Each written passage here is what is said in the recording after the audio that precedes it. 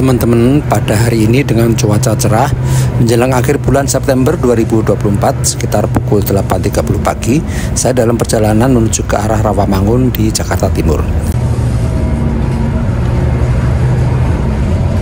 Sebelah kanan saya adalah pembangunan jalur LRT Jakarta tahap 1B, stasiun Velodrome hingga Manggarai, yang merupakan perpanjangan dari jalur LRT Jakarta yang sudah ada, yaitu 1A, Pegangsaan Velodrome.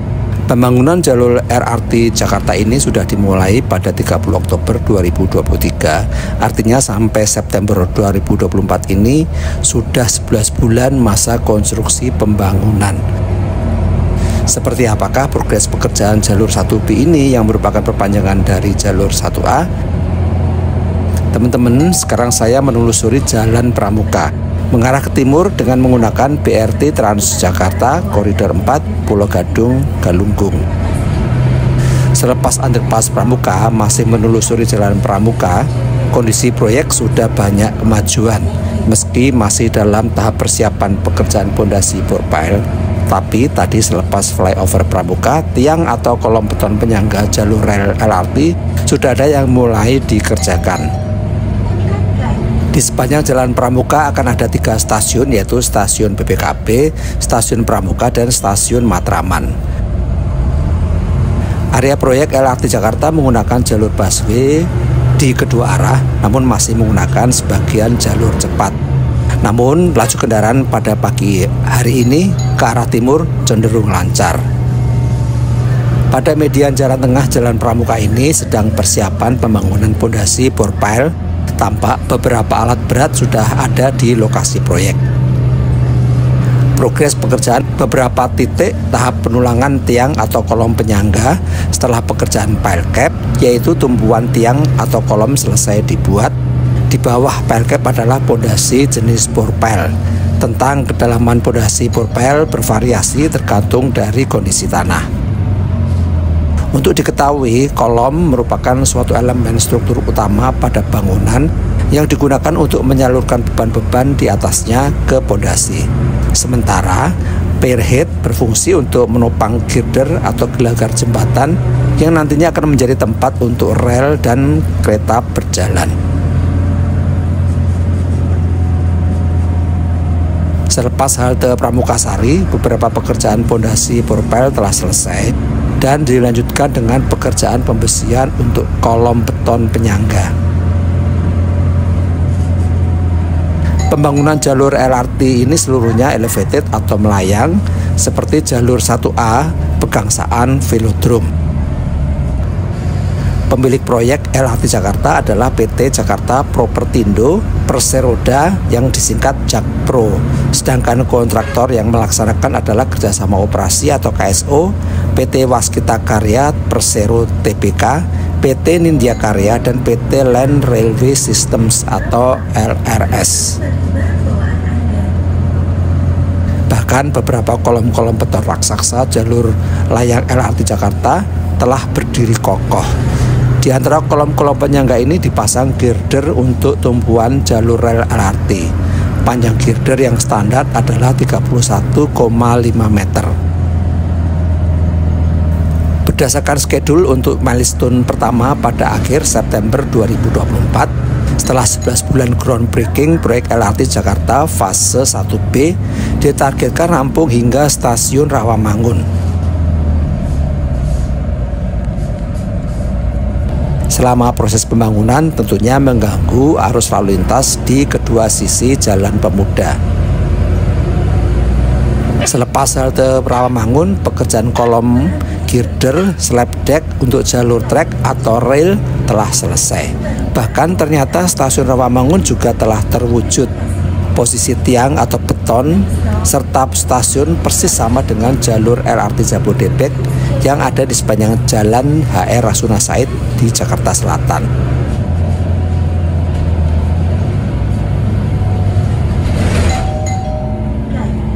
Halte Kayujati sementara tidak berfungsi, penumpang naik dan turun dialihkan ke sisi kiri laju BRT Transjakarta.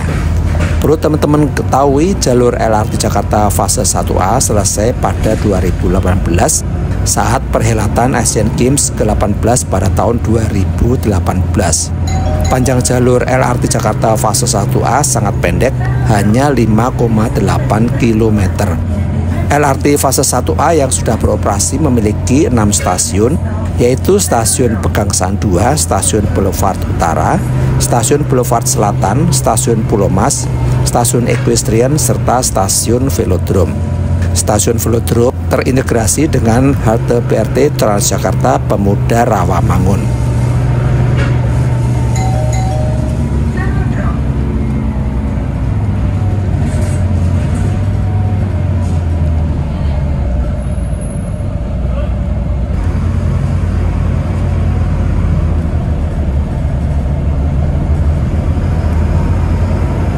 Selepas halte Velodrome, pekerjaan konstruksi LRT Jakarta yang tampak sudah selesai ini, menjelang halte Pemuda Rawamangun, jalur trek LRT mulai belok ke kiri ke arah stasiun Velodrome.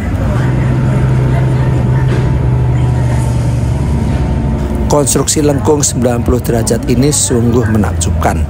Girder penyangga slab deck antar kolom beton menggunakan konstruksi baja adalah suatu metode konstruksi yang paling praktis dibandingkan dengan menggunakan konstruksi beton untuk kasus yang khusus seperti pada belokan ini.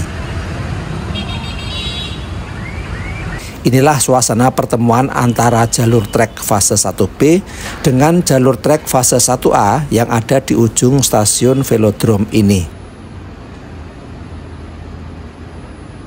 Dilihat dari lantai atas stasiun Velodrome, nyaris hampir selesai. Bantalan rel dan rel LRT-nya sudah terpasang semuanya. Tinggal beberapa pekerjaan kecil atau minor saja. Jalur LRT Jakarta fase 1B dari stasiun Velodrome menuju ke stasiun Rawamangun yang ada di tengah Jalan Pemuda sudah selesai. Sekarang saya di dalam gerbong LRT Jakarta dalam perjalanan dari Kelapa Gading menuju ke stasiun Velodrome.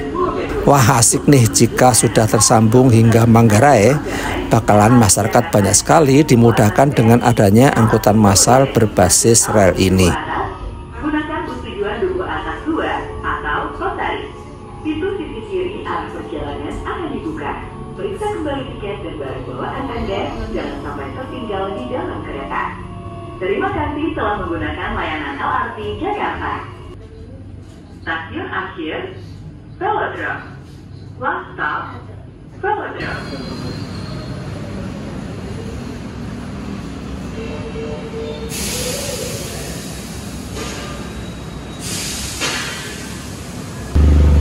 Nah teman-teman, sekarang saya akan kembali ke arah Manggarai melihat kondisi proyek LRT Jakarta fase 1B dari sudut pandang yang berbeda. Tampak dari sini konstruksi lengkung 90 derajat dari stasiun Velodrome menuju ke arah Jalan Pemuda nyaris hampir selesai. Jalur LRT Jakarta fase 1B akan ada 5 stasiun, yaitu Stasiun Rawamangun, Stasiun BPKP, Stasiun Pasar Pramuka, Stasiun Matraman, dan Stasiun Manggarai. Untuk girder bentang panjang karena melewati halte BRT Transjakarta, konstruksi girder menggunakan baja karena lebih praktis. Demikian pula girder bentang panjang yang tepat di atas perempatan jalan. Soal biaya lebih murah mana antara girder konstruksi baja dan konstruksi beton, saya kurang paham. Mungkin teman-teman ada yang tahu, tulis tanggapan di kolom komentar ya.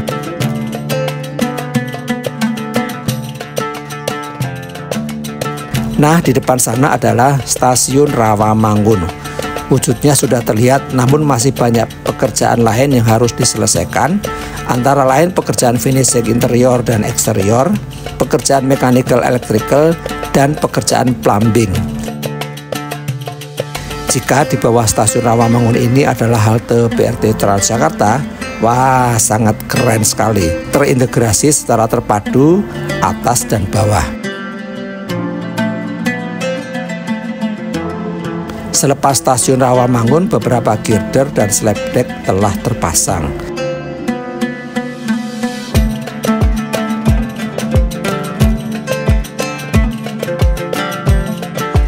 Selanjutnya kolom-kolom beton penyangga girder mulai terlihat sudah selesai. Ada yang masih tahap pembesian untuk selanjutnya dicor dengan beton. Sepanjang Jalan Pemuda ini, halte Transjakarta masih tetap beroperasi untuk melayani BRT Transjakarta. Jadi meskipun ada proyek LRT Jakarta tahap 1B berjalan, operasional Transjakarta tetap berjalan normal meski ada sedikit gangguan. Sedangkan untuk lalu lintas kendaraan umum, perjalanan agak tersendat tepat di perempatan jalan, apalagi pada saat hari kerja. Pada jalur LRT Jakarta menjelang perempatan flyover Pramuka belum ada pekerjaan tiang beton yang berdiri. Pada posisi di atas flyover Pramuka, kolom beton penyangga girder akan tinggi sekali. Konstruksi jalur layang LRT Jakarta di lokasi ini tentu saja akan berbeda karena ada flyover Pramuka. Bayangan saya, pilar atau kolom beton akan sangat tinggi. Selepas halte flyover Pramuka, lalu lintas kendaraan lancar sekali. Proyek LRT Jakarta di sebelah kanan saya sepanjang Jalan Pramuka ini belum begitu banyak progresnya. Beberapa besi kolom telah terpasang. Tapi pada umumnya di jalur ini adalah lebih banyak pekerjaan pondasi bor pile.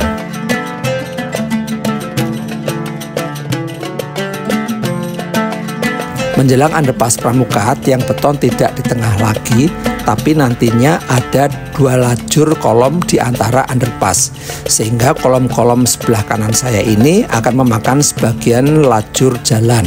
Artinya akan ada penyempitan. Jika pada hari kerja, jalur ini akan sangat padat dengan lalu lintas kendaraan, apalagi melalui perlintasan sebidang dengan jalur rel kereta api.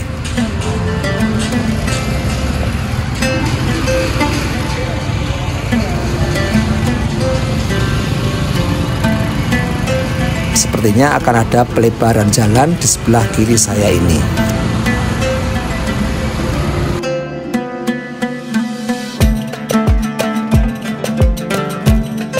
Nantinya mungkin di sini adalah posisi halte Matraman karena di depan adalah perempatan dan flyover Matraman. Pasti konstruksi kolom beton di jalur LRT Jakarta 1B di sini akan berbeda lagi. Kolom-kolomnya akan berdiri di antara flyover Matraman hingga ke arah Jalan Tambak. Pembangunan LRT Jakarta 1B ini tidak dilakukan serentak, tetapi dilaksanakan bertahap dari arah stasiun Velodrome menuju ke arah barat ke arah stasiun Manggarai. Jika dilaksanakan secara masif dan serentak, mungkin akan lebih cepat selesai. Atau mungkin juga terkait dengan pendanaan, sehingga dilaksanakan secara bertahap tergantung dari kondisi keuangan pemerintahan Provinsi DKI Jakarta. Selepas flyover Matraman, konstruksi kolom LRT Jakarta akan menyatu lagi di tengah jalan ini.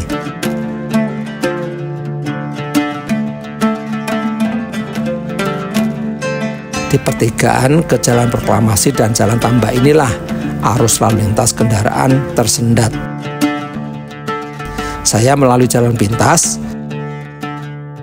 melalui Taman Amir Hamzah dan Jalan Tambak 1, dan akhirnya muncul di Jalan Tambak. Wah, ternyata tiang-tiang beton tinggi telah berdiri di tengah Jalan Tambak. Rapi sekali pekerjaan konstruksi betonnya. Berapa ya tinggi tiang ini? Apakah ada 20 meter atau 25 meter? Mengapa setinggi ini? Karena di depan sana adalah jalur rel kereta api, sehingga jalur rel LRT Jakarta akan lebih tinggi dari jalur rel kereta api.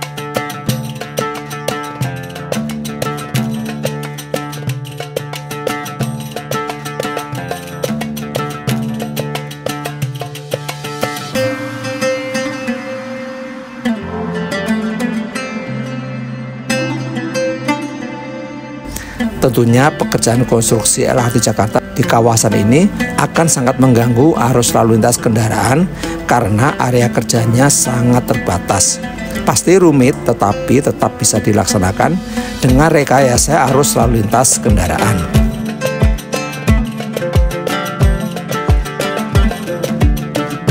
Konstruksi jalur layang LRT Jakarta di tempat ini sangat istimewa karena ada kendala berupa jalur layang kereta api serta terowongan bawah Manggarai. Sampai saat ini belum ada tanda-tanda untuk dikerjakan, sepertinya akan menunggu pekerjaan konstruksi di Jalan Tambak selesai lebih dahulu.